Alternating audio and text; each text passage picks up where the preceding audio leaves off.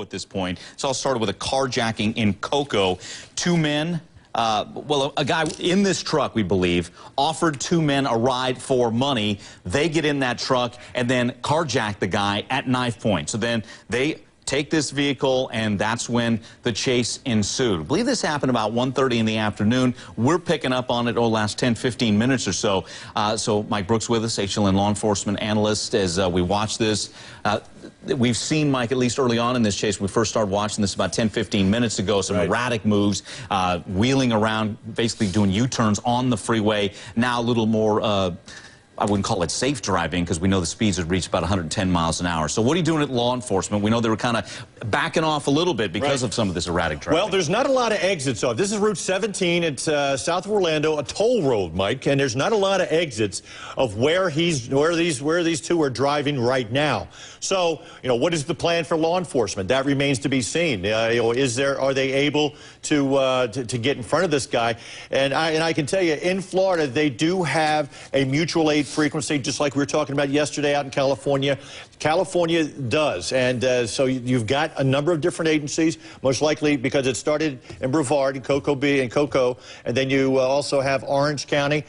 You've got Orlando, who may also be involved, and the Florida Highway Patrol. So there we see a Florida Highway Patrol helicopter right there hovering, keeping an eye on this guy. We just saw it as our helicopter from our affiliate WFTV was keeping an eye. You saw that Sheriff's Office helicopter and you see a unit on the right-hand shoulder right there. So it's going to take him a little while, though, because he's going probably around 80 miles an hour right now, Mike. And again, you worry about, number one, the safety of the community, the safety of the citizens who are driving on this road, and the safety of the law enforcement officers. We said yesterday, that was a great case. Everybody went home at the end of the tour. Everybody goes home, which is always a great thing. And we hope that same thing turns out today. But it looks like not a whole lot in front of him right now, and not a lot of exits. So are some of the deputies able to get out in front of this guy, lay down some spike strips? That could be a plan. But is he going too fast, possibly, to even try a pit maneuver? And it would be difficult sometimes to perform a pit maneuver, because you've got a fairly long bed on this truck here, with a vehicle. With a pickup truck, sometimes a little hard. I've seen one case that we had one time, Mike, if you recall. It was a pickup truck. You see these units along the road there. It was a pickup truck, and they got a law enforcement pickup truck with a crash bar on the front to do a pit maneuver and wiped him out. But, is that going to happen here? We don't know. We just hope it turns out safely and no one's injured. Christy, go ahead. Mike, I'm curious, because I know this happens on some routes, but because this is a toll route, are they, all of a sudden the traffic just disappeared. Do you think they're stopping people from getting on or off, or getting on exits at this point? Right, well, there hasn't been many exits coming on and off this roadway for quite some time. We've been watching this. Right, Brevard County Police just joined pursuit, and looks like he's on the shoulder. Looked like his left front tire is wiped out. Yeah. It was a spike strip that he ran over from one of those officers that we saw on the side of the roadway. They got him down. So that's a good point. They didn't allow any cars on because there's no exits, and now they laid up the spike strips. So now he's going the wrong way on the road. He crossed the median, and you see right there, just head on into a vehicle. So this looks like it's going to be the end of pursuit. Is he going to bail out? That remains to be seen. Is that a police car right there, Mike? On the left-hand side, he's trying to go. No, I guess they're just all stopped. Yep, he's now, and you see the people on the other side of 417 trying to get out of the way. Now, this is a good time to do a pit maneuver, and we see one coming up. Right? A little slower. There we go. Well, because he has no control and steering. Now, here's another vehicle here. They're going to box him in, hopefully right here by this stake bed truck. And you have to consider the safety. Right, there it is right now. Now, you want to try to get a unit in front of him. There you go. Oh, my goodness, now, he's still going. Now, that unit is going to come around now. Are these people in there armed? We know they at least had a knife. So you're going to see officers approach it cautiously and try to take this guy down. You see the officer in front getting out, running to cover. You want to get behind the vehicle. And you see that K-9 dog like we were talking about yesterday. If they want to get out and bail out and run, they got something for that, too. Okay. So now they're going to go ahead. And you see the officers using extreme caution. They're going to go ahead and perform, like we saw yesterday, what they call a felony traffic stop. They're going to go ahead and there's one out already. Wow. It looks like a female. Down. They're going to have her get down on the ground. Now, go ahead and deal with the driver. Now, they've got control of her. They put her down. You see the deputy with her down there. Now they're going to get him out. What they usually try to do is take the keys out of the ignition with your left hand and drop them out of the window, and then open the vehicle, step out, and with them, have them walk backwards to them. And sometimes you'll have them turn part the way around to see if they have any weapons in their waistband. You see the deputy on the left instructing him on exactly what to do. So that person, there's your point man, basically, who's establishing communication with this person inside? It could be, yes. That could be his initial communication. Then the officers in the back who had the best view of him, the best control, they're the ones that are going to go ahead and give him instructions. You know, again, we want to make sure that no one is injured, because this is a very crucial point of this right now. And you see him, he's going to try to take off again. Not. He rolled the window back up. You see his left and front, his front tires. Now he's trying to back up again. I tell you what, this could be, could turn out really badly here. This could because that vehicle can be considered as a weapon.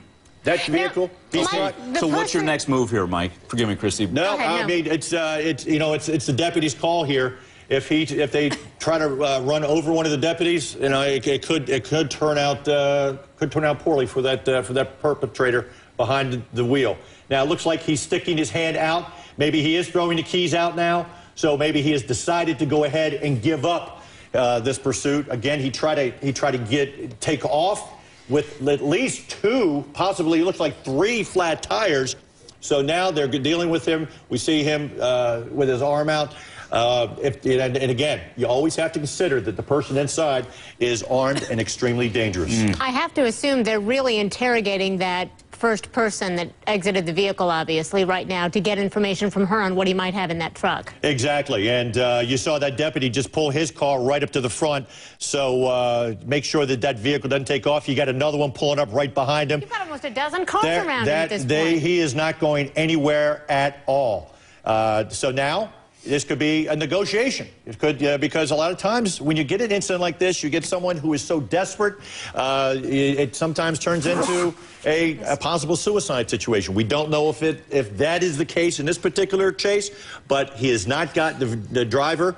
He or she has not gotten out of that pickup truck as of yet. Okay, I've got to ask here as we watch that unfold. I don't know if we've ever seen anything like that where someone is stopped and they decide they're going to try and crank it into gear and take off again.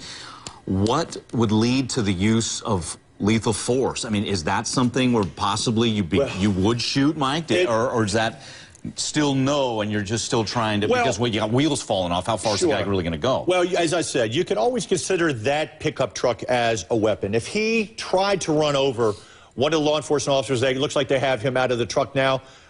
We don't know. We know there was at least 2 people in the truck. They have him there in the black T-shirt, yanked him out. Now they'll go ahead and make sure. They're being cautious, aren't they? And there's another person. There's another woman. Okay. There's another woman. So, is it a possibility that one of these women could be the owner of this truck? That's where we're possibly here. Is there anybody else inside that truck? They're going to go ahead and clear that vehicle. There's a possibility there could be someone else inside of this truck. You see someone hanging, their arms hanging out of the driver's side. You see 2 hands hanging out. Now, they probably told them to show their hands because, number one, that's what you want to see. You know, you want to see those hands. Even if they look at you, you know, bad, look in the eye, they can't kill you with your eyes. They can only kill you with their hands. So, again, we got that K-9 unit in there. If this person refuses to come out of that truck, they may send the K-9 dog in to use it as a kind of a helpful persuader, if you will. And it looks like that's exactly what's happening. It looks like they put the K-9 dog in. There he goes. And he came out the other side. So there you go. That's a good use of a K-9. Went right down. Was there a stun gun, taser possibly used here? No, I think what was used was the teeth of that that German Shepherd or Malinois that went in the opposite side. They probably said, "Come out, and we're going to send the dog in." I know I had a case one time of a guy who was in the stairwell. He wouldn't come out of the stairwell. We got the K-9 dog, put it right down the stairwell. He came right out. And, you know, they're telling him, good boy on this particular case. And they'll go ahead and clear the rest of this vehicle and make sure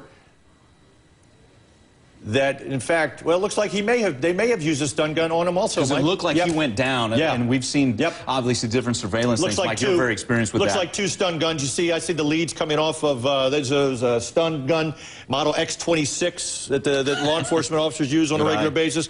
And you see the leads coming off of him because what they'll do is they'll have an EMS unit come there and treat him, and then those barbs will have to be removed at the hospital. But it looks like everything is under control here at the scene, Mike, with the K-9 dog coming in, and you saw you were right there. They did use 2 officers used a taser on him because he was showing his hands, so they knew that there was no deadly force that he could use against him, and they went ahead and used the taser, which is called less than lethal force. We don't like to say non-lethal; we say less than lethal. And now that perpetrator with no shirt on is in police custody, and looks like everyone's going to be going home here in this particular case too. It would seem like the perfect time to use taser stun gun because, I mean, he was not cooperating. He tried to take off numerous times, and even the dog flushed him out of the vehicle. So, hey, use it. You know what? Get him to go down. That's exactly right. Because all they could see, Mike, was his hands, and as he comes out of there, there's always a possibility you could have some kind of weapon in your waistband. They don't want to take any chances. They went ahead and did what they thought was the right thing, using two of the deputies, 2 of the officers, using the taser, and again, an excellent weapon, especially in situations like this, and of controlling someone, and that's what it is. It's an ECD, electronic control device. That's what a taser is called. Okay.